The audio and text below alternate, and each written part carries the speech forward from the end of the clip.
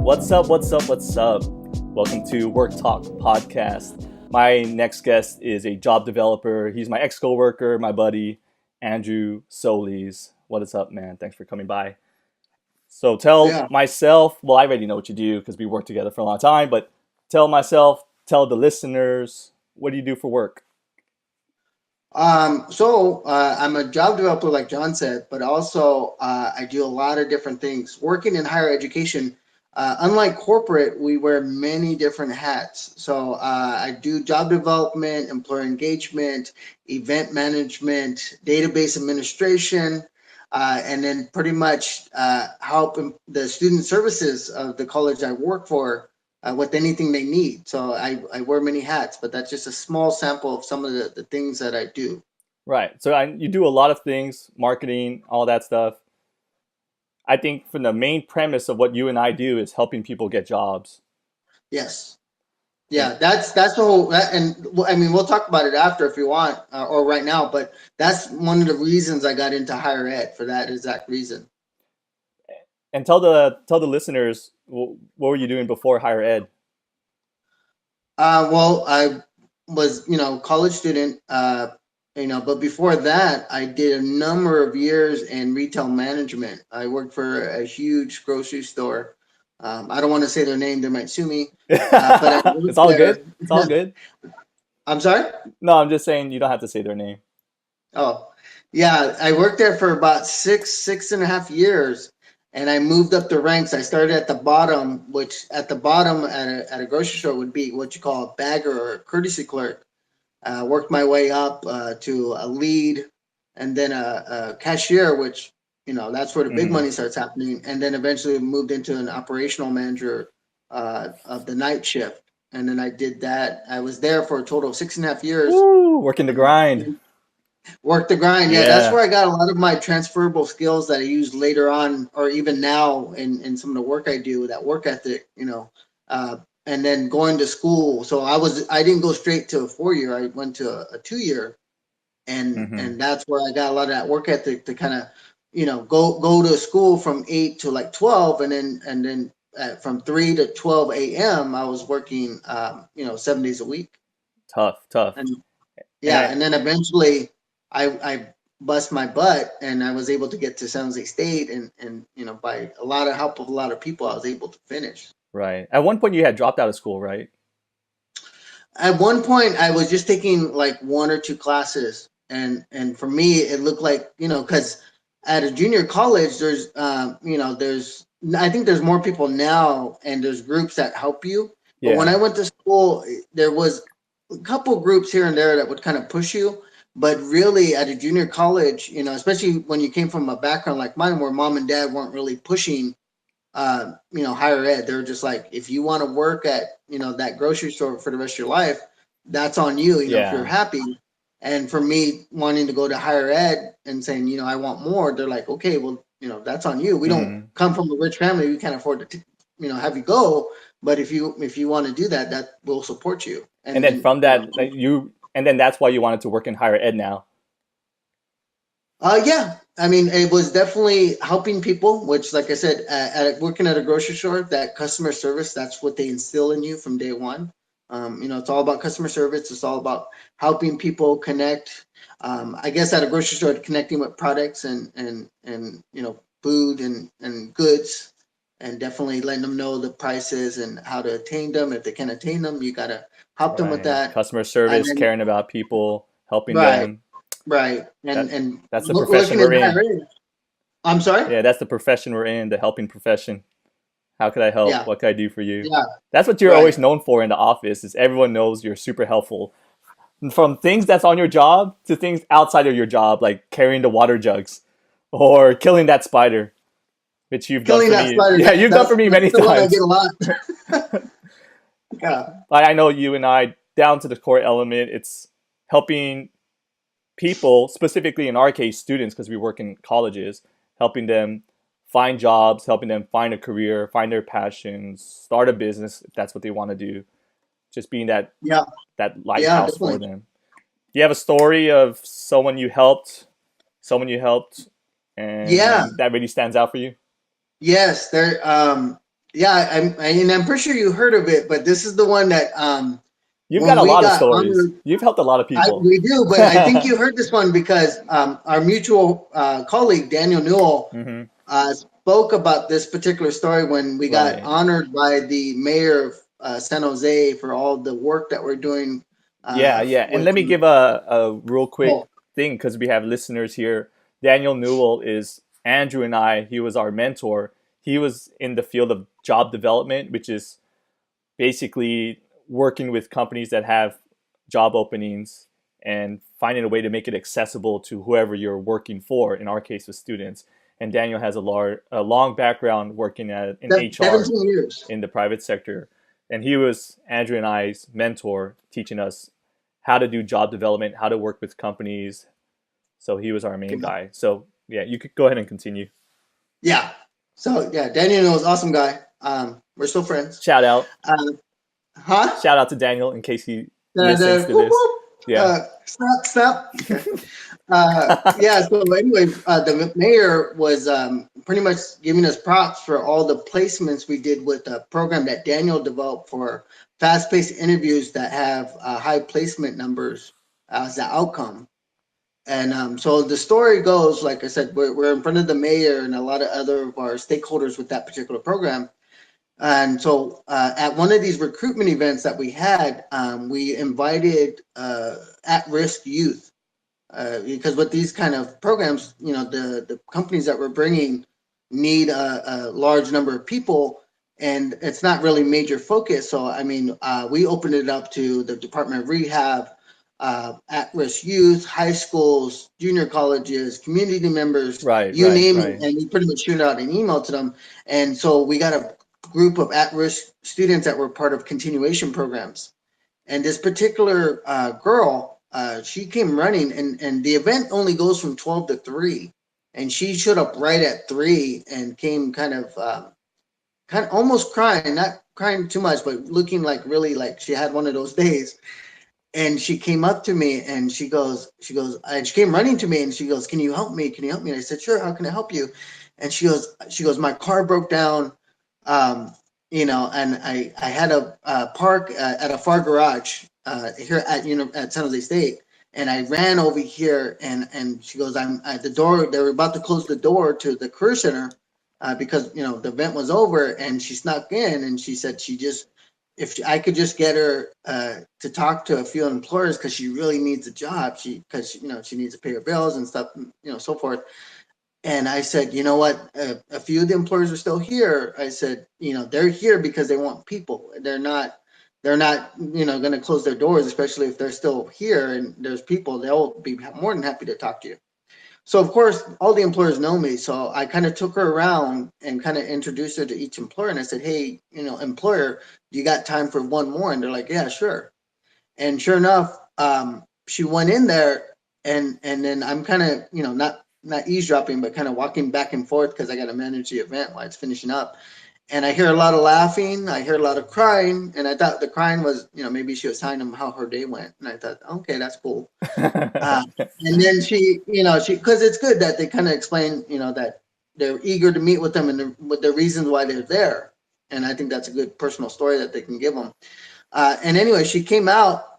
It took a while, so I was like, "That's a good thing." It took a while, so maybe they liked her. She came out and she was crying again. I go, "Oh shoot, maybe they told her she didn't get the job." Like, damn. All Yeah, right, no, here, but that bring out the wasn't the case. Kleenex box. I Yeah, got to right. do I was what we about can to to pull out the support this Kleenex and person. take her aside and say, "Hey, it's okay. We'll have another event pretty soon." But she came to me and she started crying, and then she didn't say anything. She just started crying, and then she wrapped her arms around my neck. She kind of latched on around my neck, and she goes, thank you so much." And I go, what happened? She didn't tell me what happened.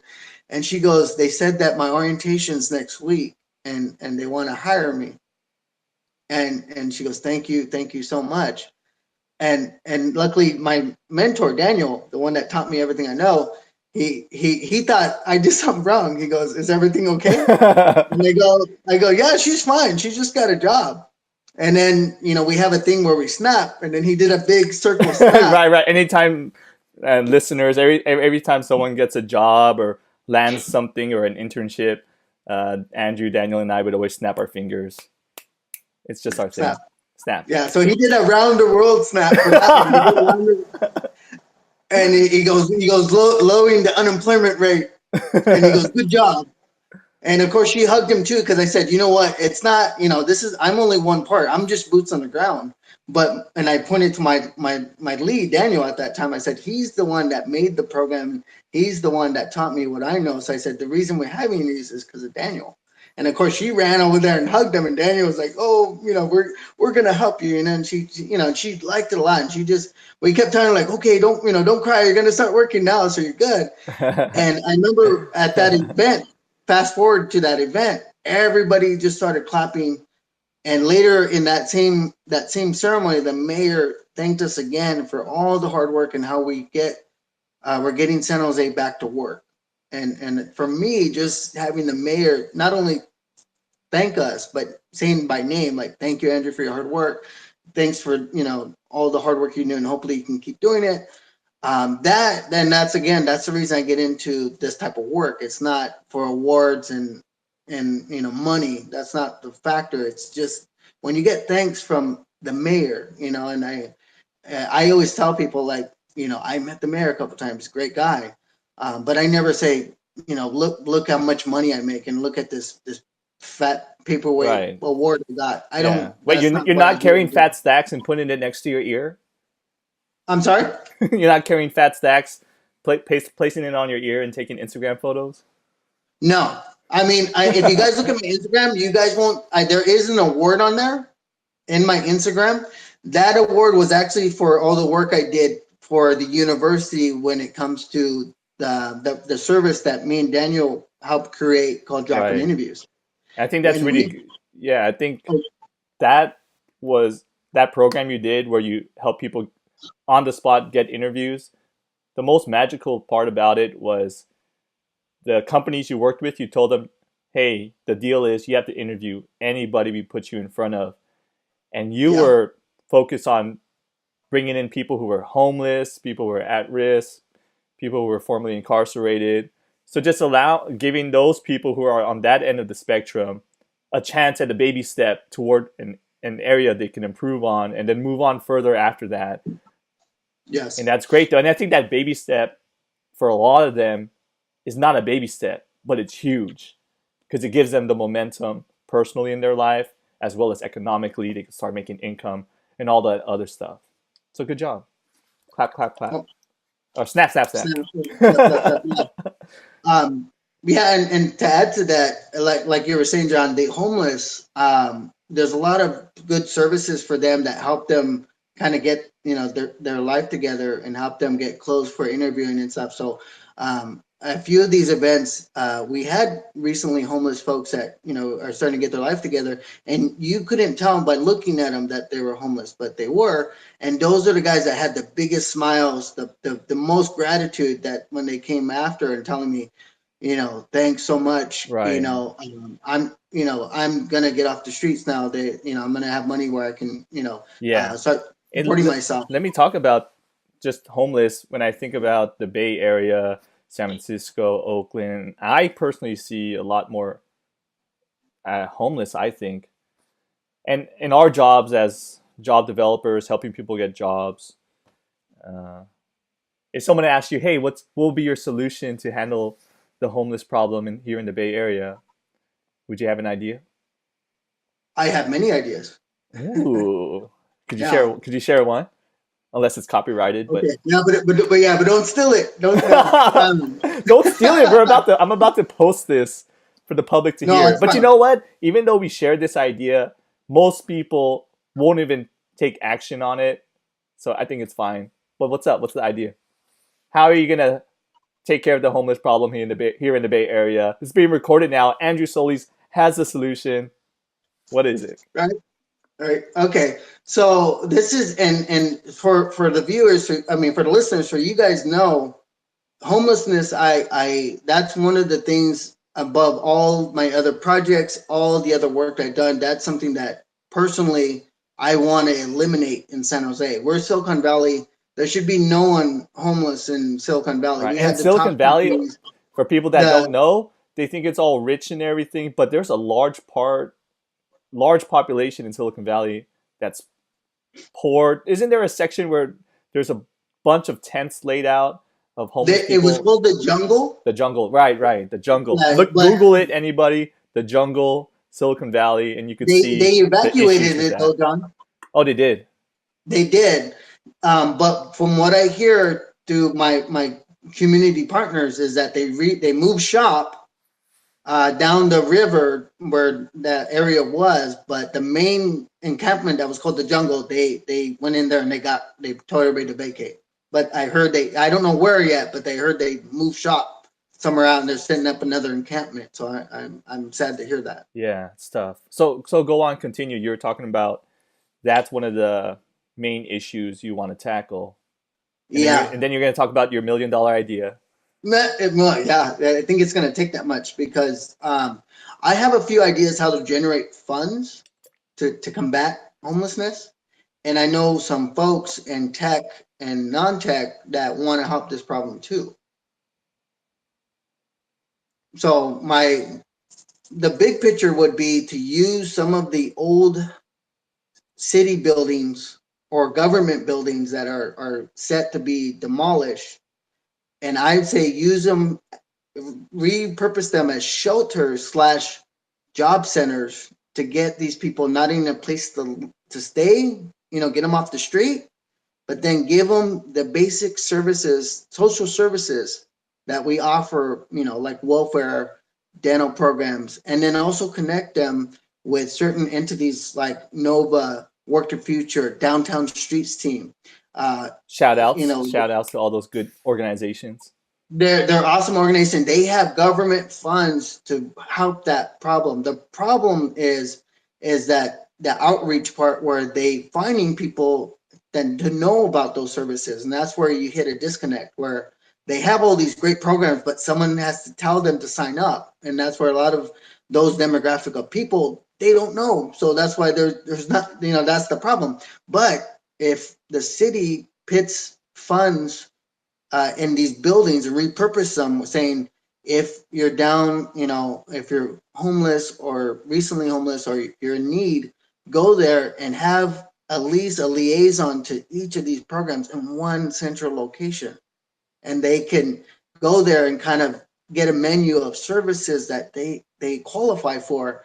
And at the same time, they have a place to stay for X number of time to kind of get their life together. And then how we in career services, we spend hours there, that are allocated part of from some of our grants that we're a part of to help with placement. And we work with employers to say, hey, these people are going to be here at this time. Why don't you come down, bring your laptop, have them fill out some applications, and we get them to work. We get the placement numbers.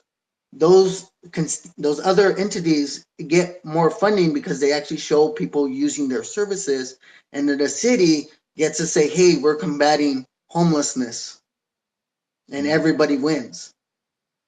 Now, as for funding, if companies in Silicon Valley want to don't want to see homeless people when they go to their favorite parks, if they go to their favorite eateries, then the companies have funds for diversity hiring initiatives. As this relates to those hiring initiatives, they put a fund that has X amount of dollars to help this program. And by that helps alleviate some of the costs of the city and those organizations to pull from their own resources. In addition, with certain programs that I'm a part of, is that some of those people meet certain age demographic people for our grants and purposes, and we could probably allocate funds or time to help that problem too. So if everybody kind of chips in, the costs would be dramatically low. The building, pretty much the building's there, and the facilities, I mean, that's a simple telling them to add a building to their route to clean and take care of the basic necessities. And pretty much the organizations that are part of that partnership are responsible for keeping the building safe and intact. And if in the big picture, all those entities under one group That's how we're going to combat Ah, homelessness. it's intriguing. That's an idea. It's an idea. I know it's a little elaborate, but I try to You know, break it it makes down as sense. simple as I can. Yeah, it makes sense. Well, there you have it, folks. You've heard it. Andrew Soli's idea. Let's make it happen. Hey, Yeah. I was talking Oh, to one of our buddies, and he said he was interested in doing the type of work we do. If someone asked you, "Hey, I want to do what you do, job development, workforce, helping people get jobs," what would you say? I would say informational interview. One, that's something that me and you know Mm. about. I don't know. Talk to You people want to who give? do the job. Talk to people that do the job. Learn about it. Okay. Yeah, that would be one. Because what I get a lot of questions from even my colleagues that where I work now, they think I'm a recruiter. And for those viewers, I'm gonna give an analogy, and I'm a big Star Wars buff. So if some of you that are Star Wars fans, you'll get what I'm saying. Woohoo! Yeah, right. Star Wars. Star Wars. So think of job developers as the Jedi, the good guys. We're just peace in the galaxy, helping people, and of course we're badasses. We could do cool things, and we have cool resources and skills, Yeah, but we're I'm not definitely in on it. the. I definitely am understanding. You're speaking my language. We're Jedi's. Right, right. Now think of the bad guys, the Sith. They're in it for passion. They're in it for themselves.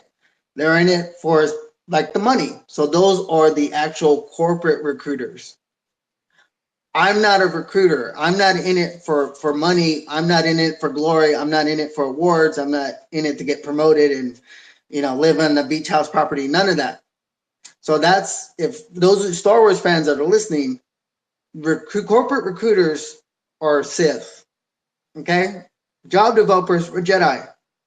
And like I said, our goal is not to kill the recruiters and hopefully not the recruiters to take us out, but to work together to make it better in the galaxy or Silicon Valley. Hmm. By the way, real quick, if there's anyone who's a corporate recruiter listening to this, we still got love for you guys. Yes, you hire our students. You hire our students, so keep doing that. It's just some of your practices are kind of.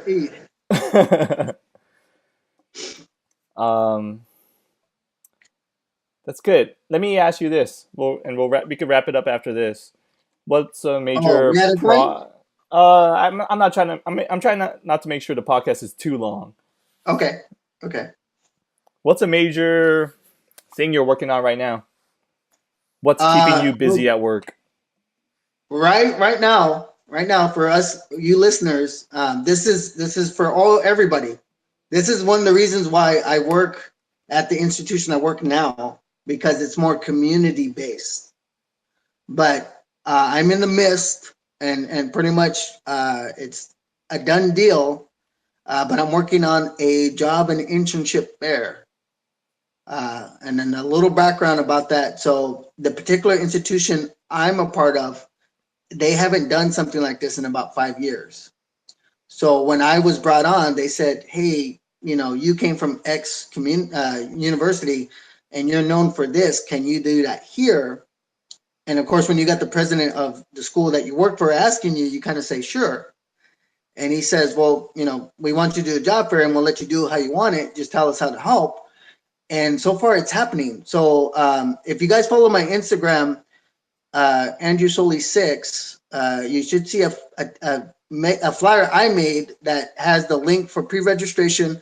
There's going to be 15 employers there. Now, it's not flipping burgers. It's not going to be, um, mall jobs. We're going to invite tech employers. We're going to invite hospitality employers. We have EMT, fire departments Right. coming. So not just It's a jobs that are basic skills, which are good too, Yes, there but are going to be a few jobs, there. yeah, but jobs with that require other skill sets as well, and Right. sometimes specific technical skill sets, like you said, EMT. Right. Yeah, we're working a few tech employers. We haven't locked them in. I locked in a few, and I don't want to start name dropping because I don't want to diminish any of the other employers that are Yeah, coming. it's all But good. we're We gonna, do got love yeah, for everybody. We do got love for everybody. yes, Yes, I love that's why I grew up, I'm fourth generation from San Jose. So I love Silicon Valley. I wouldn't want to live anywhere else, even though I've been to other places that are beautiful, but I always get excited about leaving the place I visit to come back home to San Jose where I know where everything's at. I know the best food, and I know where the best people are, which is all San Jose. I love You love them San all. Jose. Yes, I'm a San Josean. Yes, fourth generation. I love it here. Yeah. So that fair But is the main thing you're working on. I'll post some stuff on my social media to let people know. okay, I didn't know it was for everybody to attend. I thought it was just students from your college. no, we're Ah. gonna send it out to Oh. our partners, Work to Future, Noble All Works, right. the I got a Silicon few people Valley I'll send it to. organization. Yeah. Huh? I got some people to send it to, whether it's my friends, students, or just people following my Work Talk podcast. We want everybody to show up. No one's gonna get turned around in the door. That's why I said that. Leading back to my first point about why I got into job development is for that reason. We help everybody. We want everybody in San Jose to be at this thing. It's going to be from 12 to 3. It's going to be on May 2nd. I'm going to be there all day. And if you want to come meet me, if you want to connect with me on LinkedIn, I'll be happy to connect with you guys. Um, any other questions you guys have, you guys can always email me. I don't know if you want to put it in the comments, Sean. I don't want to spend too much time giving all my info out, but you can put it in the comments. But yeah, it's going to be a great event. And this is just our first one. The first one, we're keeping it small at 15. We're pretty much already sold out. And now all we're doing is just doing a massive marketing strategy. Everybody in the school is behind it. Marketing is going to send out e-blasts. We're even thinking about talking on the radio to kind of tell people about it because we want Hey, everybody there. you're getting some practice right now. Yeah, well, and that's what I'm saying. Normally, when you talk about job development, you'll see me talk a whole bunch. But if it's not about job development, then not too much. But but job development, I For the could talk all day listeners, about it. knowing like Andrew, smart guy, we could talk a lot about work, but personally, you're pretty chill, laid back. Yeah, like I said, I'm comfortable right now because we're talking about work. But other than that, no. I usually just like hanging back and not saying too much. Right, right. And this is what this podcast is about. It's for those who like to talk about work, which is you, me. We can talk about it a lot. We're passionate about it. Yeah, That's what we like to do. Cool. yeah, So the job fair, yeah. that's what you got going on. I'll let people know in case they want to attend. Really Yeah, cool. another flyer is going to come out, and then I'll repost that on my Instagram and also put some links in All there where right. you guys can get more information. Sounds good. That's it. I'm going to start wrapping it up. But I just want to say thanks for sharing your $1 million ideas. People, if you want to attend the job fair, go ahead. If you want to talk to Andrew, get some smarts. He's also a very handsome man. So if you want to see what it looks like to stand The next to camera. standing next to a male Cleopatra, then come to the fair. All right, that's it, folks. I want to tell you thank you for listening to this podcast. Thank you, Andrew. My next guest is a buddy of mine, Mike Jalden. He's an accounts analyst for a big energy company. And actually, with my next guest, Mike, he's not that much into his work. He is, but not that much as Andrew and I, who are kind of borderline workaholics. So, Mike, in our next podcast session, we're talking a little bit about the corporate culture and the whole work-life balance deal. That's my next podcast session, my buddy Mike. So that's it, folks. Once again, thanks, Andrew, for being a guest. Thanks, everybody. You guys all have a good time. Good time. Until next time, guys. Take care.